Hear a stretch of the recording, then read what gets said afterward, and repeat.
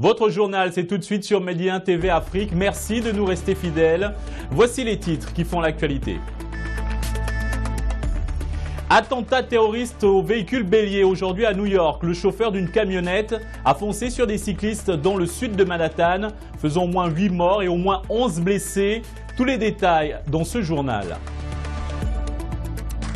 La princesse Lala Meriem a représenté hier le roi Mohamed VI au forum des dirigeants de la 39e session de la conférence générale de l'UNESCO organisée à Paris, la capitale française. Et au Kenya, la situation sociopolitique n'augure pas des lendemains paisibles. La mission d'observation électorale de l'Union européenne appelle le pouvoir et l'opposition au dialogue suite à la proclamation des résultats controversés de la présidentielle. Soyez les bienvenus sur Média TV Afrique. C'est le premier attentat meurtrier à New York depuis le 11 septembre 2001. Aujourd'hui, le chauffeur d'une camionnette a foncé sur des cyclistes dans le sud de Manhattan, faisant au moins 8 morts et plus d'une dizaine de blessés, avant d'être arrêté suite à une fusillade avec la police. Plus de détails à présent de cette attaque terroriste avec le récit de Soa Aboutar. New York se réveille bouleversé après une nuit tragique. Routes fermées, camionnettes béliers accidentées et cadres de vélo démolis. C'est ce qu'il reste après le passage mortel d'un terroriste hier dans une petite allée new-yorkaise. Au total, 8 personnes ont trouvé la mort, dont 5 Argentins, et 11 personnes, dont 3 Belges, sont actuellement hospitalisées dans un état sérieux, mais pas critique selon les pompiers. Le maire de New York, Bill de Blasio, exprime son désarroi et qualifie l'acte de terrorisme. Permettez-moi d'être clair, sur la base des informations que nous avons en ce moment, c'était un acte de terrorisme et un acte de terrorisme particulièrement lâche, visant des civils innocents qui n'avaient aucune idée de ce qui allait les frapper. C'est une horrible tragédie. Beaucoup étaient déjà déguisés pour fêter Halloween et participer au grand défilé costumé qui se tient chaque année à Greenwich Village, quand un jeune homme a décidé de remonter une piste cyclable à contresens sur près d'1 kilomètre et renverser les passants avant de percuter un bus scolaire et d'être obligé de s'arrêter. Il s'agirait de Saipulo Seipov. Ce jeune résident de Floride habitant le New Jersey a été neutralisé par la police et conduit à l'hôpital dans la soirée où il a été opéré. Son pronostic vital ne serait pas engagé. Après la collision, le conducteur, un homme âgé de 29 ans, est sorti du véhicule en brandissant un fusil à air comprimé et un fusil de paintball. Un policier en uniforme, affecté au premier commissariat, a affronté l'individu et lui a tiré dans l'abdomen. L'individu a été blessé et conduit à l'hôpital.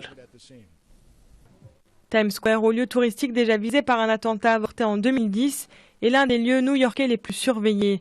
La dernière attaque terroriste à New York date du 17 septembre 2016, lorsqu'un jeune Américain d'origine afghane, Ahmed Rahimi, avait posé 2 bombes dans le quartier huppé de Chelsea.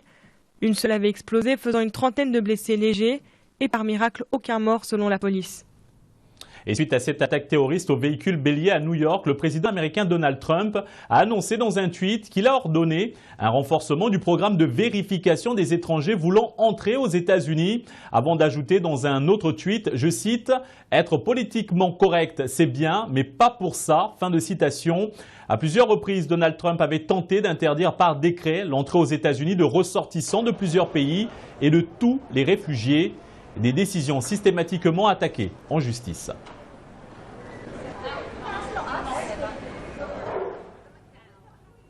Le président déchu de la Catalogne, Carles Puigdemont, demande un procès impartial. Destitué par Madrid avec 13 de ses conseillers, le dirigeant catalan et ses proches risquent gros. Le parquet a requis des poursuites contre eux, notamment pour rébellion et sédition. Des chefs d'accusation passibles respectivement d'un maximum de 30 et 15 ans de prison. Et concernant le séjour en Belgique de Carles Puigdemont, le Premier ministre belge Charles Michel a prévenu que le dirigeant catalan serait traité comme n'importe quel citoyen européen. La princesse Lala Meriem a représenté hier le roi Mohamed VI aux travaux organisés sous le thème « Les objectifs de développement durable et le rôle de l'UNESCO dans le système multilatéral ». Ce forum qui se tient au siège de l'organisation onusienne à Paris réunit de nombreux chefs d'État et de gouvernement. L'accent a été notamment mis sur la contribution de l'UNESCO pour la réalisation des objectifs du développement durable et la promotion des valeurs humanistes et d'inclusion sociale. Rappelons que c'est une Marocaine qui a été portée à la tête de cette 39e session de la conférence générale en la personne de Zor Alaoui, l'ambassadeur délégué permanente du Maroc auprès de l'UNESCO. Et sur la participation de la princesse Lala Meriem au forum des dirigeants de la conférence générale de l'UNESCO, je vous propose d'écouter la directrice générale de l'organisation, Irina Bokova. Je suis très honorée d'avoir ici Son Altesse Royale, la princesse Lala Meriem, parce qu'elle est ambassadeur de bonne volonté de l'UNESCO sur les enfants, les femmes. Je sais combien elle est attachée et engagée avec le rôle de la femme arabe, je dirais, mais au-delà de ça, c'est un enjeu global. C'est une marque de reconnaissance à la contribution de l'UNESCO, tout ce que l'UNESCO apporte aujourd'hui au monde, mais c'est aussi une marque, je dirais, d'excellence des relations très étroites entre l'UNESCO et le Maroc. À propos de l'opérationnalisation de la force conjointe du G5 Sahel, les présidents maliens Ibrahima Boubacar Keïta et français Emmanuel Macron ont salué les avancées notables dans la lutte contre le terrorisme et le processus de paix au Mali. Récit Mamadou Diaye. Comment financer la force du G5 Sahel? Un véritable casse-tête pour Emmanuel Macron qui, hier soir, sur le perron de l'Élysée, tentait de faire bonne figure en recevant son homologue malien, Ibrahim Boubacar Keïta. Difficile pour le président français de se satisfaire après le refus américain essuyé la veille à New York, car la France, qui cherchait à obtenir l'aide logistique et financière de l'ONU, devait au préalable obtenir le feu vert des États-Unis. Premier contributeur de l'organisation, devra finalement se contenter d'une simple aide bilatérale. Les premières opérations dans la zone des 3 frontières doivent être lancées ces jours-ci et elles démontrent que nous avons pu collectivement tenir les délais que nous nous étions fixés à Bamako. Ce qui pour moi est une source de satisfaction. Il faut que nous tenions à cette même rigueur collective. Le soutien de la communauté internationale pour la force conjointe se renforce, lui aussi. Et cerise sur le gâteau, il y a 2 jours, sinon hier seulement, nous avons appris que les lignes américaines avaient bougé un peu. Nos amis américains avaient consenti à mettre la main au dollar et que nous avions 60 millions de contributions en bilatéral. C'est heureux. Vous l'avez dit, je crois que dans tout cela, l'objectif c'est quoi? C'est la paix au monde mondial. La région du Sahel est devenue ces dernières années un important foyer pour les groupes extrémistes chargés de rétablir la paix. La force conjointe doit atteindre sa pleine capacité de 5000 hommes d'ici mars 2018. Elle sera répartie en 7 bataillons, 2 pour le Mali et le Niger, 1 pour le Tchad, le Burkina Faso et la Mauritanie. La ville de Savaré, dans le centre du Mali, a été choisie pour accueillir le centre de commandement général opérationnel. Suite à l'appel à la résistance pacifique, il y a de nouvelles manifestations du chef de l'opposition kenyane, Raila Odinga. L'Union européenne dénonce un climat délétère et lance un appel urgent au dialogue politique. Le constat de la mission d'observation électorale de l'Union européenne au Kenya fait suite aux résultats controversés du scrutin. Selon l'Union européenne, les responsabilités sont largement partagées. Le pouvoir, tout comme l'opposition, ont mis la population et les institutions kenyanes dans une situation difficile, avec des déclarations inappropriées et des attaques. Et Raila Odinga insiste sur une désobéissance civile au lendemain de la proclamation de la victoire du président sortant, Uhuru Kenyatta, sur le score fleuve de 98,2% des voix.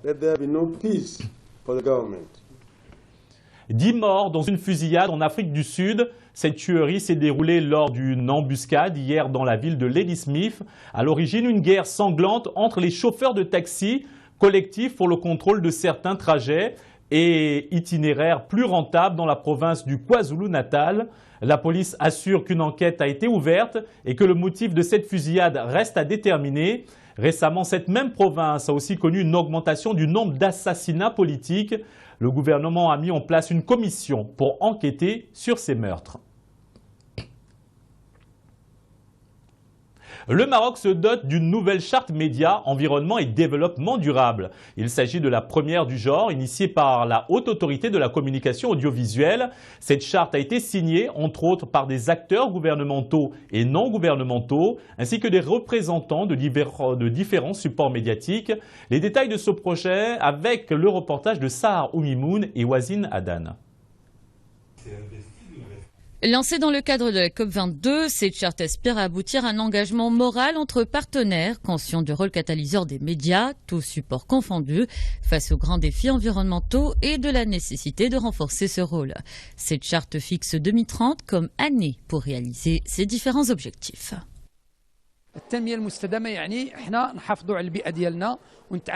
Développement durable veut dire protéger notre environnement et ses richesses de manière à en laisser pour les générations à venir. Nous n'avons pas le droit de les laisser en reste. Nous devons consommer l'eau et les offrandes de notre terre avec parcimonie et respect.